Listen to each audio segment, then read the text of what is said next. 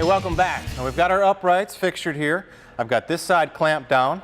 I got my square in here, got everything in 90. I'm ready to start MIG welding. Let me walk you through a little bit if you've never seen one before. Now MIG welder's great. In here I've got a big spool of wire, and once I pull this trigger, wire comes out. That's great. I've got two dials here typically. One is how fast that wire comes out. The other is how much heat, how much current is going through there. So between the two, I can really dial in, my weld characteristics based on thickness of the material, how deep a penetration I want. So there's a lot of adjustability with just those two knobs. Now there's usually a chart on the inside there, and if you, maybe somewhere on the outside too. So we got a chart in here, it'll get you kind of started based on the thickness. But the best thing to do, get yourself a piece of scrap, about the same thickness as what you're going to be welding on. Start playing around. So let's start cold. Let's throw a little bead on there. All right. You can tell just by the sound that's no good. Look at that guy just sitting on there. So we're going to turn the heat up a little bit more. Still not so good, but if I can hold it up for the camera there, you can kind of see how it's starting to, penetrate a little bit, but it's still pretty proud. I'm going to go ahead and crank this guy up. Yeah, it's a little bit better. You can hear it. It sounds more like frying bacon. It's a little more consistent.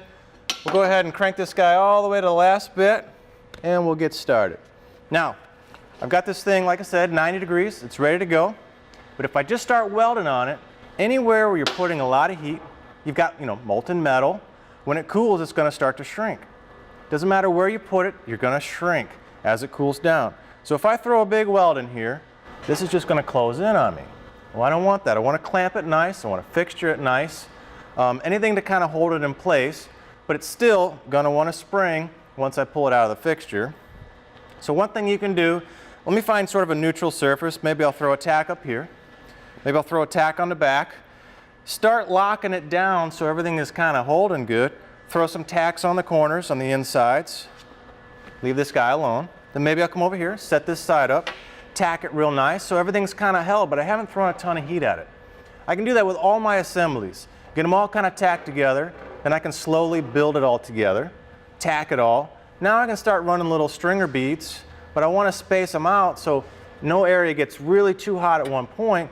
So it all kind of moves a little bit, moves a little bit, moves a little bit, moves a little bit. But in the end, it's all kind of settled, kind of right where I want it. So let me get some tacks on this guy and keep on moving.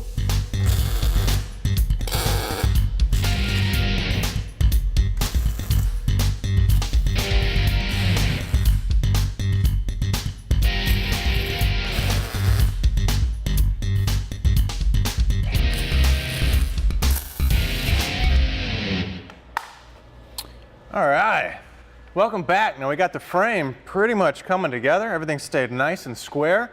So this is the gist of, everything we're gonna start hanging onto this guy. We got some wheels and little feet to kind of throw into the bottom, but I think she's ready to start adding accessories.